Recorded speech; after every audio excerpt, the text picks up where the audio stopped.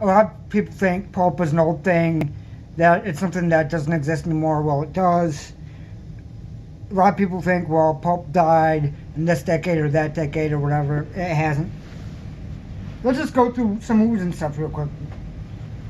Seven Psychopaths, In Burgess, Don't Breathe, Reservoir Dogs, Machete, Oh Boy, any superhero movies based off pulp, because superheroes were originally pulp books.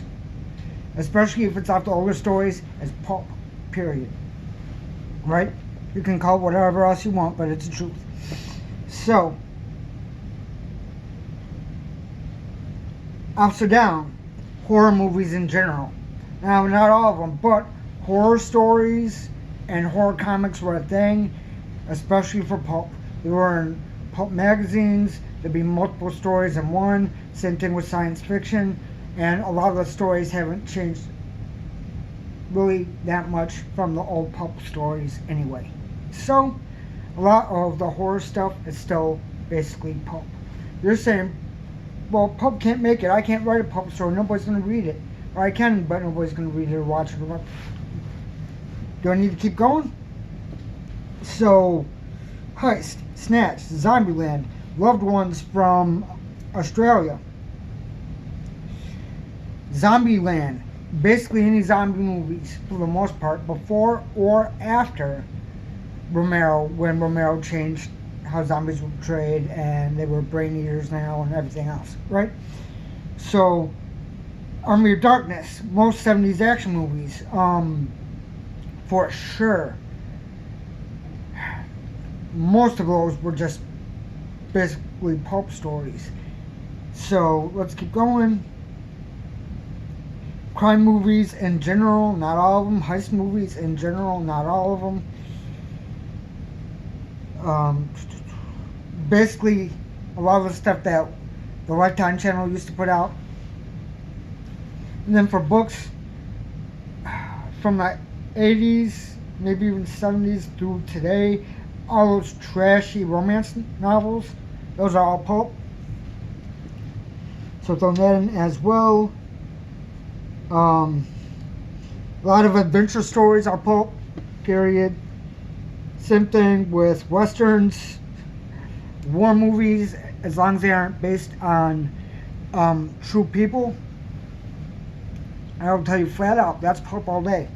So, Body Melt, Harry Brown, Outrage from Japan, Fargo, Nobody, John Wick, Old Boy, The Samaritan. I could go on and on and on. So anyone that says that, oh, well, pulp, that's something old, that's something this, that's something that. American Ultra, X-Cross, Dead Sushi,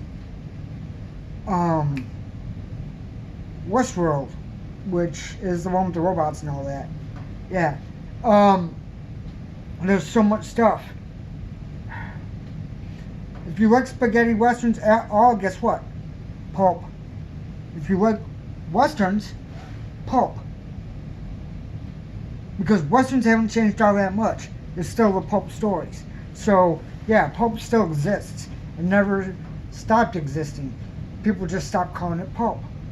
Just like Hollywood coined the term blaxploitation.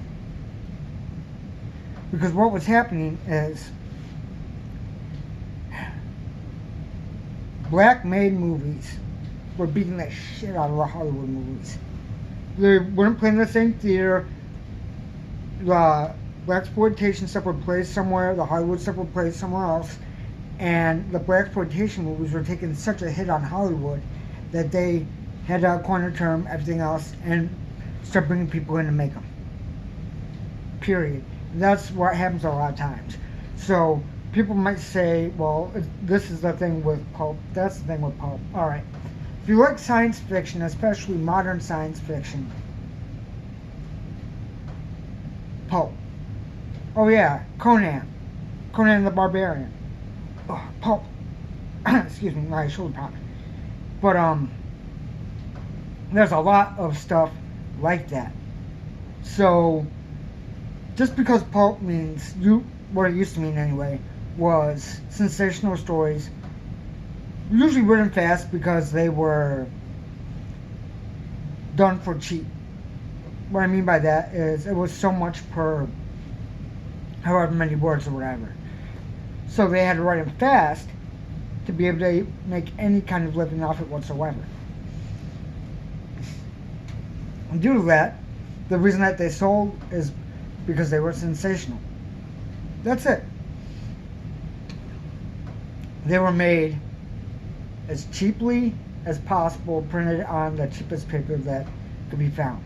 Now, think of it this way. With spaghetti westerns, there were so many pumped out in such a small period of time.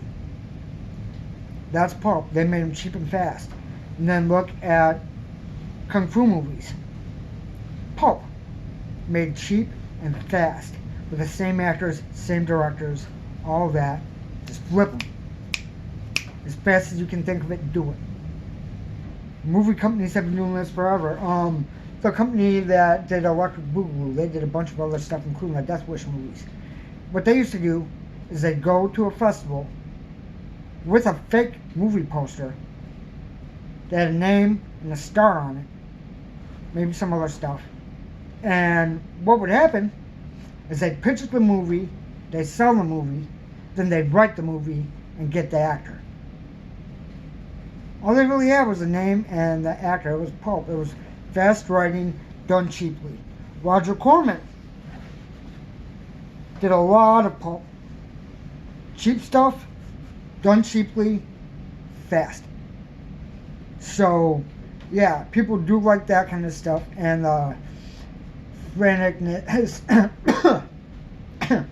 franticness that it can bring to a story. So, anyone that says, well, nobody likes pulp, Star Wars, Indiana Jones. I don't care for either. A lot of people love them.